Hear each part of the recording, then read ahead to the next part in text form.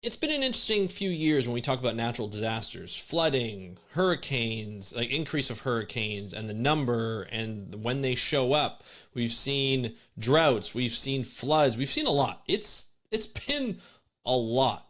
And when we talk about solutions, we talk about investing and how governments need to invest in eco solutions, green solutions, renewable energy. We've heard all of those terms. We've heard all of those, a lot of greenwashing from companies as well as politicians. But when it really comes down to it, it comes down to enacting laws and regulations that will help incentivize people as well as businesses and cities and states and provinces and the federal governments and countries really internationally to be able to enact these types of solutions. When it comes to that, we haven't really been progressing very much. Even when we do put up legislation that's been record breaking, it's still not enough. And it really comes down to the politicians. In the US, it's found that there are a number of them, including 123 politicians in the US, are climate deniers. And we're going to talk about the climate deniers, what that means for the US and what that means for climate action and what we need to do to make sure that we are able to get people in there that are not climate deniers. We're going to talk about that on today's episode of the How to Protect the Ocean podcast. Let's start the show. Hey everybody, welcome back to another exciting episode of the How to Protect the Ocean podcast. I'm your host, Andrew Lewin, and this is the podcast where you find out what's happening with the ocean, how you can speak up for the ocean, what you can do to live for a better ocean by taking action. And on today's episode, we're going to be talking about taking action and the lack thereof when it comes to U.S. politics. It's been a long time where we've seen U.S. politicians come out and deny different parts of the climate, deny climate change, come in and say, hey, you know what? No, I know the science says climate change, but it's not, we're not going to do much action on this because of whatever excuse. And it's getting tired. It's really getting tiring. But to know who you're voting for and what they stand for is really important. That's what we're going to be talking about today, because a new report that came out from the Center of American Progress by Kat So was picked up by The Guardian, and they started to talk about it, and they realized that 23 senators and 100 people in the House, all Republicans, all make U.S. an outlier internationally when it comes to climate action. They are climate deniers. If they're not climate deniers, they just don't feel like to act on climate change. And that is a big problem when you talk internationally, especially when you talk about the U.S. being part of the Paris Accord, trying to put in the Inflation Reduction Act, trying to progress in climate change, but not enough, because they keep coming up against barriers. They keep coming up against challenges within the Senate, within the House. So a total of 123 elected officials in the federal representatives, 100 in the House of Representatives, and 23 U.S. senators deny the existence of human-caused climate change. All of them are Republicans, and that's according to a new study, a recent study made by statements made by current members. So this is actually them coming out and saying, hey, I don't believe in climate change. And so Kat So, who's the campaign manager for energy and environment campaigns for the Center of American Progress, said that's definitely concerning. And that's it's obviously, it's concerning for the American people. It's concerning for the world, especially given the power, the superpower that the U.S. is. So the report defined climate deniers as those who say that the climate crisis is not real or not primarily caused by humans, or claim that the climate science is not settled, the extreme weather that we are seeing, or that extreme weather that is caused by global warming or planet warming pollution is beneficial. So we've seen a change in sort of that rhetoric. We've seen it going from climate denying to just being like, hey, you know what? I like the heat. It's kind of nice. It's not that bad. And then we've also seen, we've even seen pundits on Fox News start talking about how, like, when we had the wildfires last year and the smoke came into New York City, how it's not that bad for you. It's actually good to get that in your system every once in a while. Like, really? Really, they're really going out of their way to making sure that, climate change is not that bad. Even we're seeing rhetoric from fossil fuel companies as well as politicians just being like, you know what, climate change is here. There's nothing we can do about it. We might as well just live with it, learn to live with it. And so that's a problem. Of course, you have senators like Senator Ted Cruz in 2018 who said, of course the climate is changing. Oh, That's kind of nice to know. The climate has been changing from the dawn of time. The climate will change as long as we have planet Earth. Not helpful one bit. Other instances are more recent. For instance, Louisiana Representative Steve Scalise said in 2021 interview referencing long debunked research that is often still cited by climate deniers is we've had freezing periods in the 1970s. They said it was going to be a new cooling period. And then now they're saying it's getting warmer, it gets colder, and that's called Mother Nature. But the idea that hurricanes or wildfires were caused in the last few years is just fallacy, end quote. That is ridiculous. That's what we're seeing in our elected officials. So climate denying lawmakers have received a combined $52 million in lifetime campaign donations from the fossil fuel industry. So it's no wonder no wonder we've seen so much climate denying as we go through. So the research also shows that the American public, perhaps uniquely among people in developed countries, is represented disproportionately by climate deniers.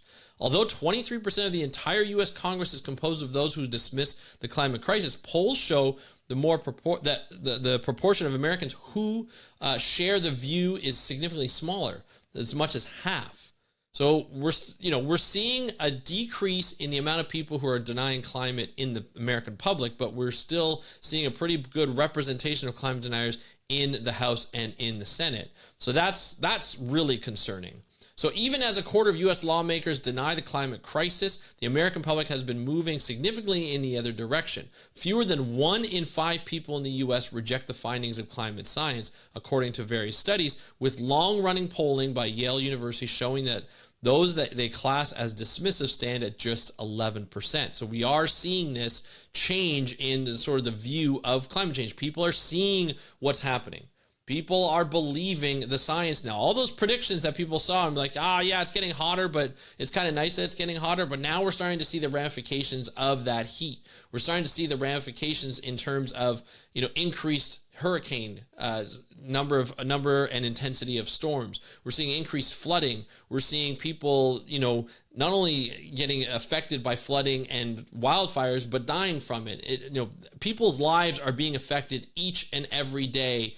Maybe by not huge storms or huge natural events, but at some point, sea level rise, changing in soil, changing in coastline. We're starting to see that happen more and more often. And it's just getting to be like what we're seeing all the time.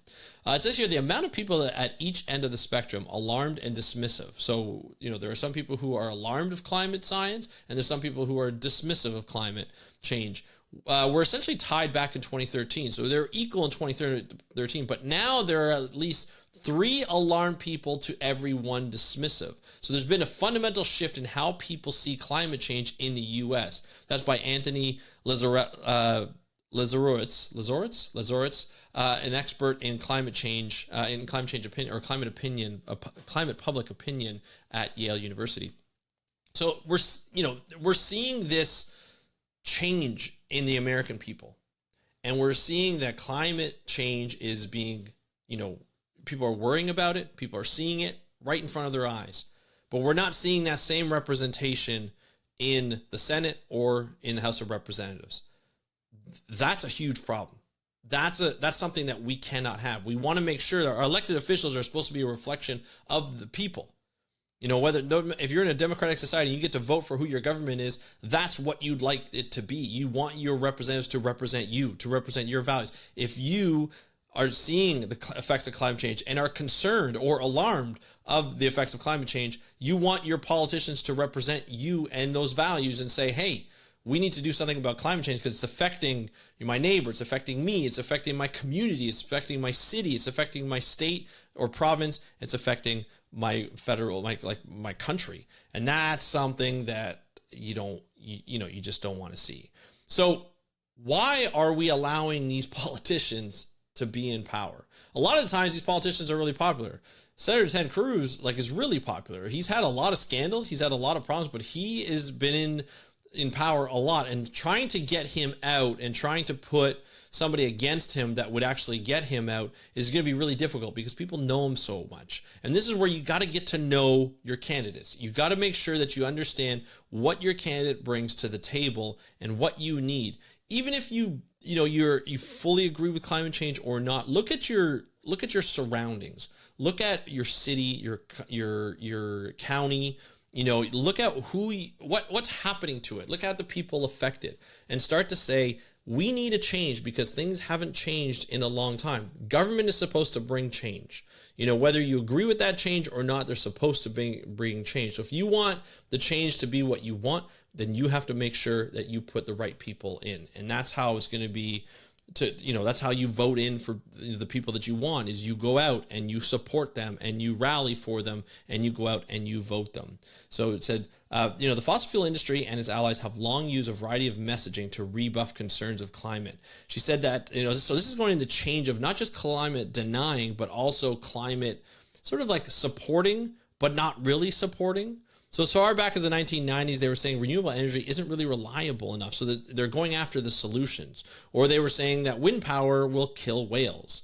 And now you're even seeing the Republican candidate talk about wind power kills birds, and how there's a huge graveyard of birds under each windmill if you actually go out and look for it. That's almost a direct quote from him in a recent speech from Donald Trump.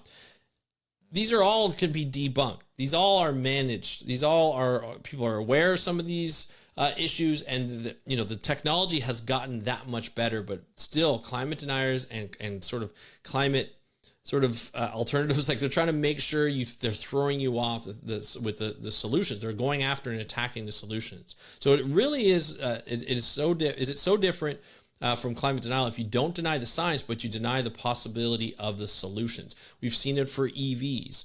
I've seen here people, when I talk about my EV, like, it's not great for the environment. Well, no, it's not perfect for the environment. The technology is just, we're just starting to accelerate the technology, but it's better than the alternative. It's better than gas powered when you look at it in the long run. When you look at the emissions that it provides. That's what we've seen, and that's what you have to like, when you start talking to people about it, these are the arguments that I always come up with. And I think that's what we have to do. When you start talking about the solutions, you have to just debunk all these myths around those solutions, right? And I think that's really big. Even I've seen for EVs, even there's a lot of people, like in the dad groups I'm a part of, and some of the Facebook groups I'm a part of, like, and even just on my regular page of friends that I have, they start talking about how EVs are not manly enough. Like attacking just like your sort of like you as a person, whether you're a man or not, or identify as a man or not, they're attacking your bravado and being like, well, you need to drive a truck or a gas powered car to make sure that you still can be manly enough. If not, you're not manly. And it's just absolutely ridiculous how they attack, but sometimes it's effective. It's effective in knowing how that happens.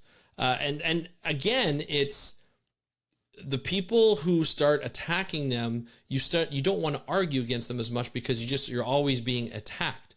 And then in the article that I'm reading here in The Guardian, and I'll link to it in the show notes, that's a problem in itself, because once you start going silent because you don't want to be attacked, that's when they win. That's when people look and see the major conversation around solutions for climate change is bad. And if you do that, you're a bad person. It's, the climate, the solutions are not perfect. So why would you do it?